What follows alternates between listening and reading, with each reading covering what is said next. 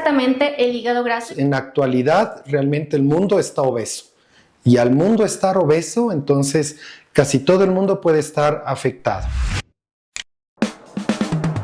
Hagamos clic con un café. Una conversación saludable con Hospital Alianza. Bienvenidos una vez más a Hagamos clic con un café, una conversación saludable con Hospital Alianza. El día de hoy abordaremos el tema hígado graso, una enfermedad silenciosa pero reversible. Para eso nos acompaña el doctor Fernando Jurado, médico especializado en medicina interna y gastroenterología, con formación en nutrición y hepatología. Es graduado de la PUCE y la Universidad Central del Ecuador y cuenta con una maestría en hepatología por la Universidad Autónoma de Madrid. Además, se ha especializado en motilidad digestiva.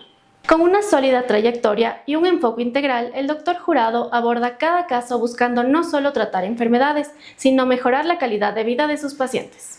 En Ecuador, más de un tercio de la población ha sido diagnosticada con hígado graso, una condición que avanza silenciosamente, pero puede derivar en enfermedades graves como cirrosis o cáncer de hígado.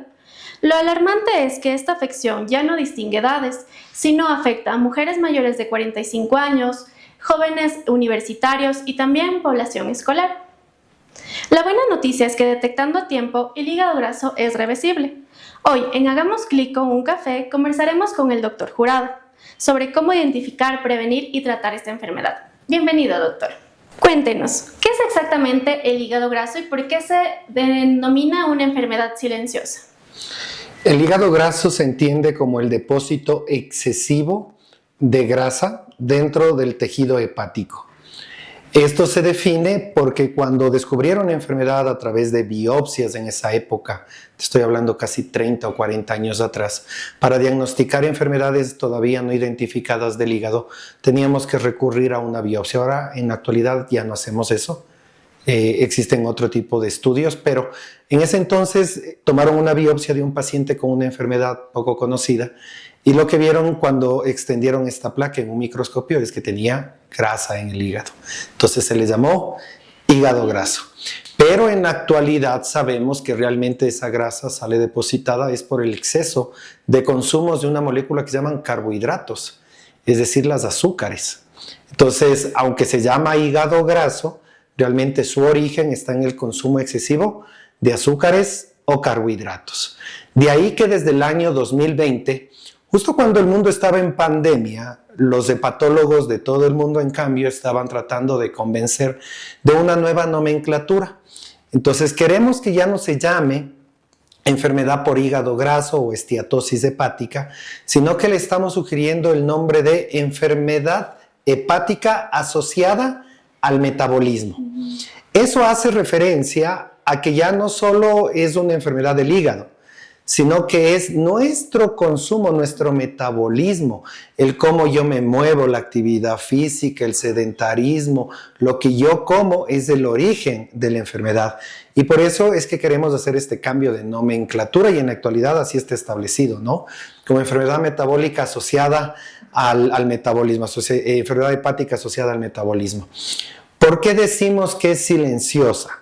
Porque el daño que produce sobre el hígado no produce sintomatología florida, no es manifiesta y sobre todo no duele. Y podríamos decir, nosotros que estamos en la parte médica, que si a un paciente no le duele, difícilmente quiere ir al médico. Hasta que no duela, no quieren ir. Entonces, obviamente, por eso decimos que es silenciosa. No produce un cambio en el hígado muy notorio hasta cuando ya le afectó el 70% de su fisiología o de su funcionalidad. Entonces, el hígado ya está tan endurecido que produce una enfermedad que se llama fibrosis, y esta fibrosis puede terminar en cirrosis. En estos estadios comienza ya a manifestarse la enfermedad, porque el paciente comienza a ponerse amarillo, le cambia la coloración de la piel, se vuelve de un tono más oscuro, boca amarga al despertar y mareo, decaimiento, mucho cansancio en la mañana y ahí comienza a manifestarse, ¿no? Como tiene síntomas de malestar, terminan donde otros profesionales, endocrinólogos, internistas, que son los que hacen la primera captación del paciente y de ahí deberían derribarlos donde los médicos que hacemos hígado. Entonces por eso decimos que es silenciosa, pero en cierto punto Normalmente ya muy avanzado sí da síntomas, pero al inicio, cuando es más prevenible, no. Nos comentó acerca de unos síntomas. ¿Hay tal vez algún otro síntoma de hígado graso? Lo que habrá que tener en cuenta es, y vamos a hablar más adelante, que esta enfermedad es consecuencia de otras, en muchos casos. Entonces, por ejemplo, los pacientes diabéticos tienen que tener cuidado. Entonces, si tienes mucha sed, si has bajado de peso súbitamente, si el ritmo de evacuación te ha cambiado, ojo. Si hay dolor de cabeza, disturbios visuales, sensación de palpitaciones en el cuello, podría ser hipertensión, ojo, también se acompaña mucho de hígado graso. Sensación de mareo, vértigo, zumbidos en el oído, enfermedad metabólica, glucosa alta, colesterol alto, entonces podría también asociarse. Entonces, enfermedades metabólicas se asocian mucho a hígado graso, entonces esta sintomatología podría ser la puerta de entrada también del diagnóstico del hígado graso, ¿no? De la enfermedad hepática asociada al metabolismo. Entonces hay que tener en cuenta con esos síntomas. Cuando está ya más avanzada, entonces ahí sí ya se manifiesta cambios de coloración en la piel, cambios de coloración en el ojo, cambios de color en orina, distensión abdominal, arañitas en la piel, podrían ser signos de enfermedad hepática y eso obviamente ya debe ser valorado por un especialista. Entonces son los síntomas que hay que tener en cuenta para sospechar la presencia de la enfermedad. Correcto, entonces podríamos estar hablando sobre una enfermedad que es como un ciclo vicioso. Tener una enfermedad me puede derivar o viceversa. Correcto, ¿y quiénes son las personas que más tienen riesgo de desarrollar esta enfermedad? Bueno, a ver, vamos. Con respecto a género no hay mucha diferencia, afecta tanto a hombres como a mujeres. Con respecto a edad o grupos etarios, en la actualidad realmente el mundo está obeso. Y al mundo estar obeso, entonces casi todo el mundo puede estar afectado. No hay un grupo etario más, pero los de mediana edad, entre 30 y 50 años serían el grupo poblacional al que más ojo hay que prestar, porque normalmente son la edad debut, 40 años, de enfermedades metabólicas como la diabetes, la presión arterial, la dislipidemia o colesterol, triglicéridos altos. Entonces ese grupo poblacional es al que más ojo hay que tener. Si usted tiene sobrepeso, índice de masa corporal mayor a 27 y tiene ya obesidad, índice de masa corporal mayor a 30, todas las guías dicen que ya debería hacerse un screening de enfermedad metabólica, incluido la enfermedad hepática asociada al metabolismo o hígado graso. Si usted tiene diabetes, la probabilidad de tener hígado graso es de más del 80%.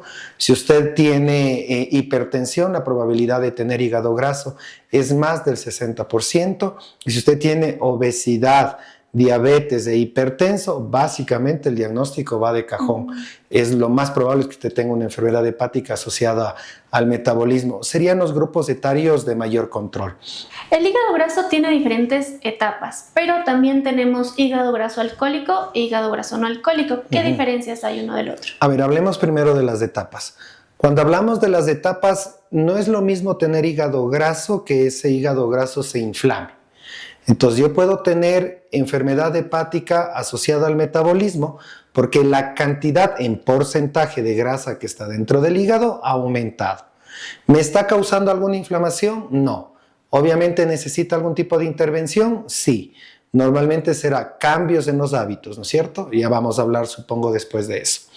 Pero si yo tengo un hígado graso asociado al metabolismo porque el porcentaje de grasa aumentó y mis enzimas hepáticas en exámenes en sangre están elevadas, entonces yo estoy teniendo hepatitis.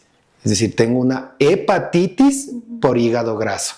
Entonces eso es una esteatohepatitis, una hepatitis producida por la grasa. Entonces esas serían las diferencias de estadios. Obviamente, si no controlo el hígado graso, tengo una probabilidad de que en 10 a 20 años, una probabilidad del 20% de terminar en fibrosis. Entonces, fibrosis ya será el siguiente paso, cirrosis. Entonces serían, por así decirlo, las etapas. Primero lleno de grasa, luego le inflamo al hígado, si no controlo en ese momento, fibroso, y si a la fibrosis no le detengo, cirrosis. Entonces serían las etapas de la enfermedad, que transcurre en un periodo de expectativa de 20 años, hablando teóricamente. Si tienes carga genética, eso no va a esperar 20 años, va a ser en 5 o 10 años. Si no tienes carga genética, pues posiblemente no progrese. Porque tengo en mi consulta el paciente flaquito o la señora, el paciente modelo es la señora de 50 años flaquita que está en fibrosis y me dice, pero si mi marido es 3 veces más gordo que yo y no tiene nada. Sí, no tiene los genes. Y por eso, a pesar de los factores de riesgo, no progresa su enfermedad. Y lastimosamente todavía no hay un diagnóstico molecular o genético que me pueda a mí poderte decir quién sí va a progresar y cuál no. Y por eso el screening es en población general. Y de ahí, en la actualidad se está hablando mucho, este año se ha hablado demasiado, hay mucha publicación acerca de esta diferencia que usted acaba de mencionar. Hay el paciente con enfermedad hepática asociada al metabolismo hígado graso puro, es decir, es su factor metabólico el que está produciendo esto. Y hay el mixto, es decir, es el paciente medio joven con sobrepeso, un índice de masa corporal limítrofe 27, 28, ¿no es cierto? Y que aparte consume alcohol de forma significativa. Entonces, este paciente tiene 2 factores de riesgo para desarrollar enfermedad hepática. El uno es la cantidad de grasa que está depositando ese hígado a través de una dieta hipercarbonatada, rica en azúcares, y el otro es el consumo de un tóxico muy conocido que daña el hígado, que es el etanol o alcohol. Entonces, este paciente va a tener un doble daño. Y es el que peor pronóstico tiene, porque tiene doble factor de riesgo. Y a este se le conoce actualmente como MET-ALT, es decir, es el paciente que tiene enfermedad hepática metabólica, pero también la del alcohol. Entonces es un paciente mixto, tiene peor pronóstico y obviamente una vez diagnosticado, la cesación, el que deje el consumo de alcohol es una indicación, pero inminente, y obviamente comenzaremos con también el patrón metabólico, que como vamos a hablar más adelante es cambios en el estilo de vida más ciertos medicamentos que en la actualidad podríamos prescribir. Al ser una enfermedad silenciosa, pasa mucho, como dijo en consulta, que los pacientes se sienten bien, incluso que ya han sido diagnosticados con hígado graso, pero no tienen ningún dolor, ningún síntoma. ¿Qué puede provocar si esta enfermedad no es tratada a tiempo? Ya, incluso, y aprovechando Tocapite tan perfecto, me pasa muy seguido que dicen he sido diagnosticado de hígado graso y ya recibí un tratamiento. Y los tratamientos, entre comillas, que reciben no son los tratamientos que cuentan con evidencia científica. Y ahí hay un tema y una tela larguísima de cortar, que son los hepatoprotectores, que realmente no existe una molécula como tal, ¿no es cierto? Y luego le digo, ¿y qué tiempo le dieron? 3 meses. El estudio más corto para hígado graso, que es el estudio PIVENS, 2 años de estudio. O sea, alguien que no ha recibido un tratamiento por ese periodo de tiempo, cualquier cosa recibió menos tratamiento para el hígado graso. Entonces, obviamente son mitos que como especialistas tenemos que comenzar a romper en nuestros pacientes. La sintomatología no colabora. El paciente no va a acompañarse de molestias y por lo tanto, si esperamos que él nos comience a acompañar porque tenga molestias, estamos mal. Más bien creo que es el conversatorio de explicarle que es una enfermedad que si no se detiene a tiempo, puede progresar, tiene ciertos riesgos de progresión a fibrosis, a cirrosis, que es una enfermedad bastante deleteria. Entonces, por ahí creo que es por donde tenemos que comenzar a combatir, ¿no? Y sabemos que el hígado graso se asocia a enfermedad cardiovascular. Entonces, el paciente con hígado graso también está en riesgo de infarto, de enfermedad cerebrovascular, infarto cerebral, entre otras enfermedades. Entonces, creo que hay que abordarle desde ese punto de vista al paciente, hablar de cambios metabólicos en su salud.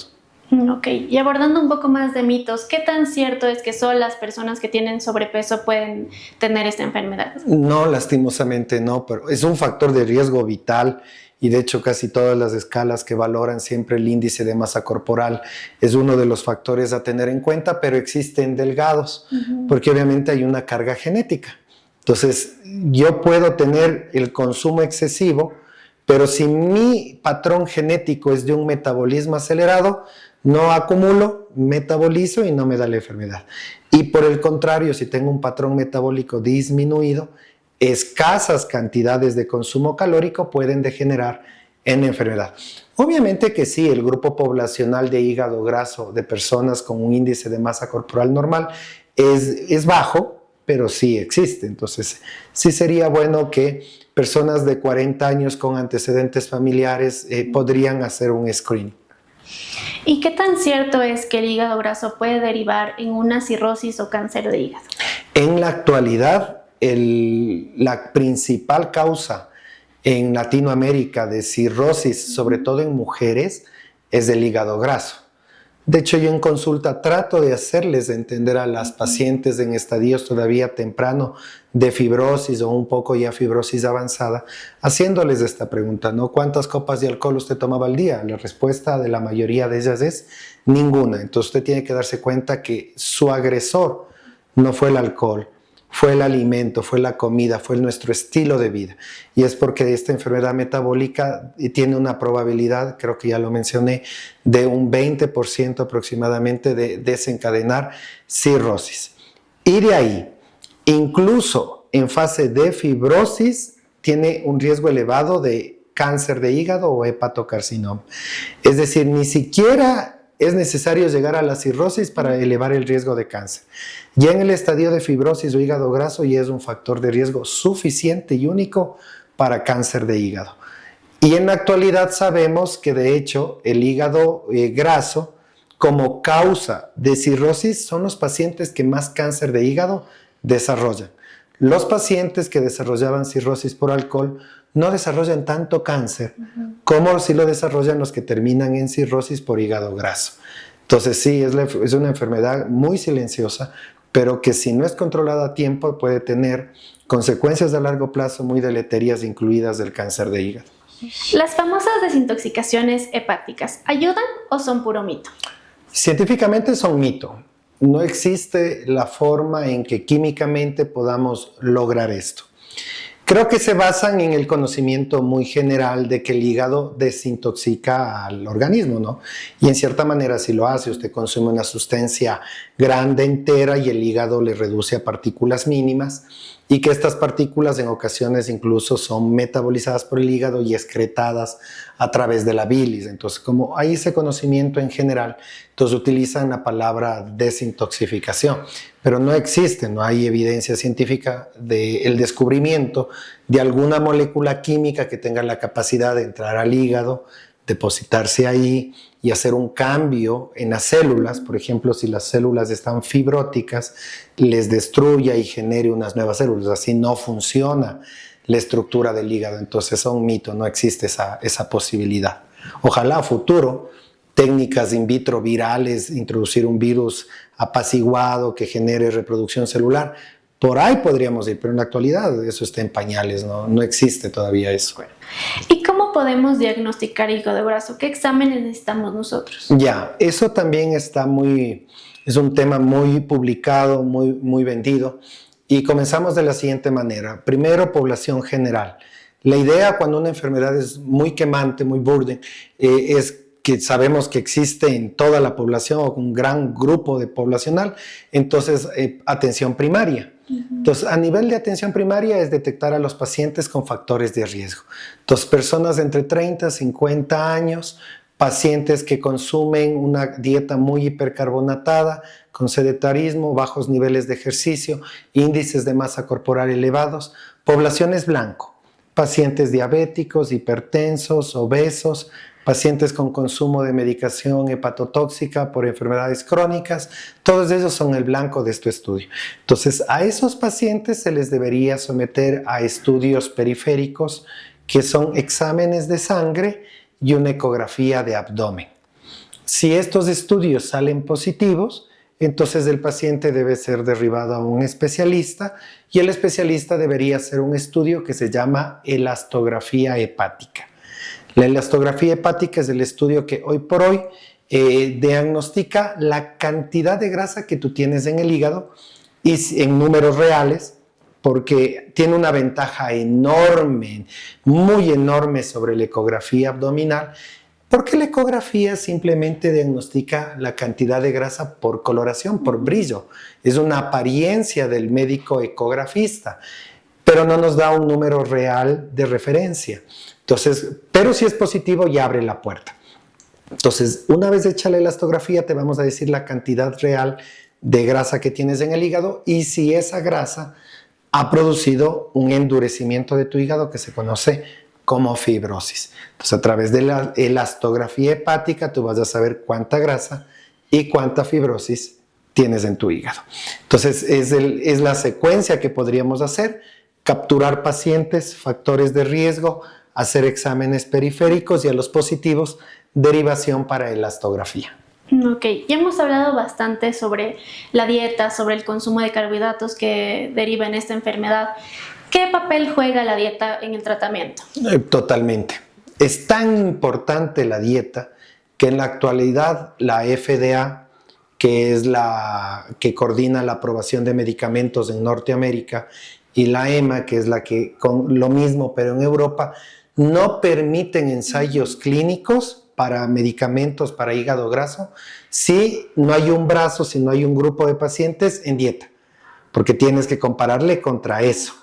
¿Por qué? Porque hay evidencia científica, pero colosal, enorme, de que es el tratamiento número 1, o sea, la dieta. Entonces, sabemos que el paciente diagnosticado de hígado graso, sin importar la fase, tiene que perder del 5 al 10%, los estudios lo lograron hacer cuando perdieron 8.5% exactamente, pero entre el 5 y el 10 es un número fácil de acordar, ¿sí? De pérdida de peso en un año. Entonces, si yo comienzo mi tratamiento de hígado graso pesando 75, en un año tendré que tener 7.5 kilos menos. Tengo todo un año para perder ese peso. No hay que hacerlo rápidamente. De hecho, las pérdidas de volumen de peso muy rápido aceleran demasiado la pérdida de triglicéridos de depósito que van a circular por el hígado. Podrían engrasarlo más, por así decirlo. Entonces, más bien las pérdidas deben ser constantes, sostenidas en el tiempo. Entonces, pero para lograr eso, 10% en un año, el peso es fundamental y la dieta es fundamental. ¿Qué papel tiene la actividad física en el tratamiento? Va por el lado de la dieta igualmente. O sea, la actividad física, obviamente, lo que produce es consumo de calorías, pérdida de grasa, disminución de peso, y al disminuir el peso, el hígado graso retrocede. Y obviamente siempre yo le digo a mis pacientes, ¿quiere a la antigüita? ¿Qué quiero decir con esto? Desde antaño sabemos, y cuando yo era estudiante de medicina había ya evidencia científica suficiente, que decía que el hacer dieta y el ejercicio controlan las enfermedades metabólicas. Eso está científicamente demostrado décadas atrás, con el estudio, gran estudio UKPDS de Inglaterra. El problema real es que estos cambios de conducta no son duraderos en el tiempo, y eso está demostrado científicamente también. O sea, los pacientes se suman al tratamiento, apenas sienten una mejoría, aunque sea la más leve, quieren comenzar a abandonar el tratamiento porque son cambios en la forma de vida. Entonces, ese es el problema real, el poder cambiarle el chip al paciente, pero de forma permanente, y no por 6 meses o 9 meses, sino de forma permanente. Y en ese sentido, y como existe evidencia científica, es que hemos tenido que tratar de apoyarles con la parte farmacológica. Hablando de fármacos, ¿hay algún medicamento que pueda tratar el hígado graso? Sí, pero no. A ver, me explico. A ver. La guía de tratamiento de enfermedad hepática asociada al metabolismo a nivel mundial, existen varias, pero podríamos decir que todas consensan en lo siguiente. Primero hay que dividirle al paciente. El paciente tiene enfermedad hepática asociada al metabolismo con diabetes o sin diabetes. Si el paciente tiene enfermedad hepática asociada al metabolismo con diabetes, el ojo del tratamiento está en la diabetes. Esa es la base de la enfermedad. Entonces, en la actualidad existen más de 5 familias farmacológicas modernas para la diabetes que al mismo tiempo controlan la enfermedad hepática asociada al metabolismo. Y por lo tanto es ahí. El medicamento, y esto te quiero contar con vergüenza, el medicamento que debería recibir ese paciente que es diabético y tiene enfermedad hepática asociada al metabolismo, se llama pioglitazona. No hay en el país. O sea, no hay en Ecuador. Entonces ahí estamos en un problema, pero hay nuevas familias, los inhibidores GLP-1, la liraglutide, la semaglutide, que están con suficiente, yo diría, ya evidencia científica. Las próximas guías de seguro ya lo mencionan. La Asociación Española para Estudio de las Enfermedades Hepáticas este mes ya sacó una publicación en donde a los gastroenterólogos nos hacía la pregunta, ¿debería el gastroenterólogo ya comenzar a prescribir estos medicamentos para el hígado graso? Y él hace la pregunta es porque ya existe un gran arsenal de estudios que nos llaman la atención, o sea que ya deberíamos comenzarlos a usar. Si el paciente con enfermedad metabólica asociada al metabolismo no es diabético, entonces a ese paciente comenzaríamos con medicamentos no relacionados a la glucosa. Ahí la molécula que más evidencia científica tiene es la vitamina E. El estudio que lanzó este conocimiento, el estudio Pivens, realizado en el año 2008, logró que entre el 25 al 30% de pacientes que estuvo en ese estudio disminuyan el hígado graso 1 grado.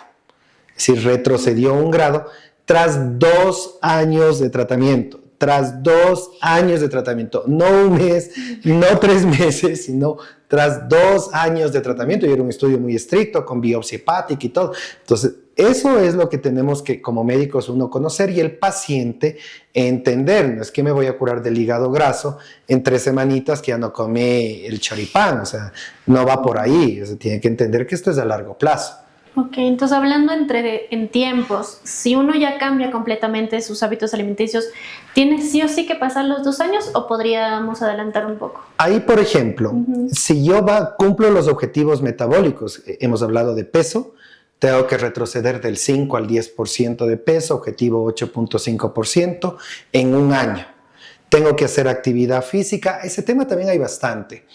El ejercicio cardiovascular tiene que ser al menos 150 minutos por semana. Y no importa si lo hago diario, es decir, divido los 150 minutos para 7 días, o lo hago en 2 días. Porque existimos los humanos que somos muy ocupados, ¿no es cierto? Los médicos somos muy ocupados, ¿no es cierto? Y que de lunes a viernes no tenemos tiempo. Entonces, existe el estudio científico, creo que se publicó hace 3 meses, en donde, ¿qué pasa con los que solo pueden hacer sábado y domingo? Mientras sea cardio, no creerse Messi de fin de semana, o sea, 5 partidos de fútbol, no, cardiovascular, trote, marcha, máquina, eso ya. Puedo hacerlo incluso 2 veces a la semana, que si cumplo la norma de 150 minutos a 210 minutos por semana, ese es el objetivo de control cardiovascular. Entonces, si yo logro todos esos objetivos, bajo de peso, ejercicio cardiovascular, no soy diabético, tomo vitamina E en 1 año, ahí está recomendado hacerte una elastografía hepática para ver el retroceso. Y si ya has logrado el retroceso, ya disminuiste el hígado graso, ya el resto es empuje, o sea, ya siga. Ya está, ya aprendió cómo comer, ya aprendió cómo hacer ejercicio, tome la vitamina E por otro año más y nada más. ¿Ok? ¿Y qué hábitos deberíamos adoptar todos para cuidar nuestro hígado? Ya, el hígado es un órgano bien especial. Es el mimado. Entonces, la dieta tiene que ser una dieta baja en calorías, carbohidratos sobre todo. Aumentar el consumo de vegetales, verduras, porque estos vegetales y verduras tienen, sobre todo aquellos ricos en omega 3, que es un ácido graso bueno, que por así, entre comillas, desintoxica. Realmente lo que hacemos es un cambio metabólico del tipo de grasa que estamos trabajando. Entonces, ese tipo de dieta, la dieta para mí, desde mi punto de vista muy personal, la dieta ideal para este tipo de enfermedades metabólicas es la dieta del Mediterráneo, y así lo dicen las guías de la diabetes, de la hipertensión, que una dieta ideal es la dieta tipo Mediterráneo, es una dieta abierta, pero todas funcionan, o sea, todo tipo de dieta funciona, pero la del Mediterráneo sería ideal. Hacer actividad física en este rango cardiovascular, 150 minutos semanales, en la forma en que usted puede hacer, y suspender el consumo de alcohol. El alcohol es un tóxico increíble para el organismo. Ahí hay una jaladera de pelos entre los cardiovasculares y los hepatólogos, ¿ya? Hace 1 mes fue el Congreso Mundial de Hepatología y la conclusión del Congreso fue: ningún médico puede recomendar a un paciente que consuma alcohol. Y los cardiovasculares, en cambio, tienen cierta evidencia científica que un porcentaje muy pequeñito de consumo de alcohol, que es específicamente el vino, puede disminuir el riesgo cardiovascular, ¿no? Entonces, ahí hay un conflicto que no se ha establecido todavía alguna conclusión, porque esto es moderno, ¿no? Pero los hepatólogos reunidos en España hace un mes, esa fue su voz. Ningún médico puede recomendar a ningún paciente que tome alcohol, de ningún tipo, por ninguna circunstancia, y es por esto, porque para nosotros el alcohol es un tóxico. Entonces, obviamente, si estamos hablando del hígado, el alcohol es un enemigo.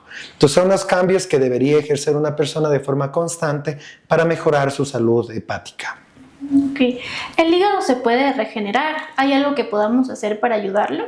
Sí, estos cambios a nivel celular, o sea, el cambiar la dieta, que yo mande menos carbohidrato, glucosa al hígado, que cambie el tipo de grasa omega 3, que comience a circular de mejor manera los ácidos grasos libres por el ejercicio que realizo, que consuma medicamentos que sobre el hígado actúan en su circulación, hacen que la célula hepática comience a regenerarse. Entonces, esto ha conducido a la conclusión científica de que sí, que el hígado tiene la capacidad de regenerarse.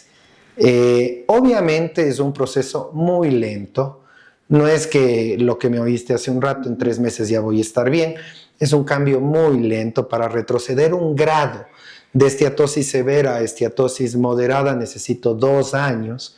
Si es fibrosis, eso demora mucho más, pero es posible. O sea, sí existe esa probabilidad, pero obviamente hay que explicar esto al paciente con pinzas, no generar falsas expectativas, pero sí dar un impulso emocional, que eso sea su impulso que le ayude a cambiar hábitos y demás, porque sí es posible, sí hay cómo. Ok, y ya para finalizar, doctor, ¿qué mensaje le daría usted a quienes han sido ya diagnosticados con hígado graso y que sienten miedo, sienten culpa? A ver, el hígado graso es una enfermedad metabólica asociado a lo que consumo, lo que llevo a mi boca y ingiero a mi organismo es el causante de todo. Entonces, cambios en los hábitos generan cambios en la enfermedad. Entonces, es momento de dar un giro en esta enfermedad silenciosa, comenzar a hacernos chequeos, comenzar a hacer cambios en el estilo de vida, comenzar a cambiar lo que ingiero, lo que gasto en forma de calorías, y esto ayudará mucho a controlar. Es una enfermedad que a tiempo es curable e incluso en estadios avanzados tenemos ciertas opciones terapéuticas. En la actualidad ya existe un medicamento con aprobación de la FDA en Estados Unidos que lo que logra es controlar la fibrosis avanzada del hígado. Ya está en circulación, ya está en uso, todo. Llevará su tiempito que llegue a nuestra querida Latinoamérica y a nuestro país, pero existe, o sea, cada vez hay más esperanza. Entonces es momento de ponernos en acción. Diagnóstico temprano, tratamiento activo, tratamiento junto con un especialista harán que esta enfermedad cambie. Entonces, les invitamos a que acudan a su médico de confianza, busquen asesoría en el tema, no se dejen comer cuento con desintoxicaciones, con yo te vendo la cura milagrosa que cura unos cuantos. Eso no existe, quisiéramos que exista, no existe. Con el tiempo y las aguas irá cambiando.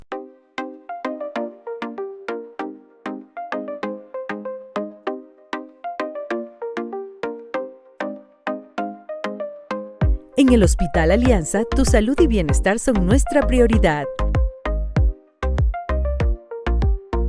Ofrecemos atención personalizada respaldada por las mejores aseguradoras del país.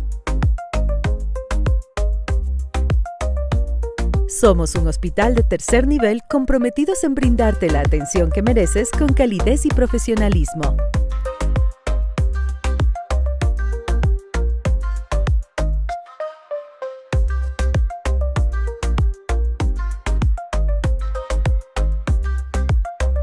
Estamos ubicados en Quito, sector La Granja. Doctor, cuéntenos, ¿dónde podemos encontrarlo? A ver, estoy en el Hospital Alianza, que queda en la Francisco Álava y San Gabriel. Mi número celular de contacto para agendamiento es el 098-1960033 y pueden seguirme también en redes sociales. como Dr. Fernando Jurado, gastroenterólogo, en todas las redes sociales, y de esa manera podemos estar en contacto permanente. Gracias por acompañarnos en este episodio de Hagamos Clic con un Café. Recuerden que en el Hospital Alianza conectamos todo lo que nos hace bien. Nos vemos en el siguiente episodio.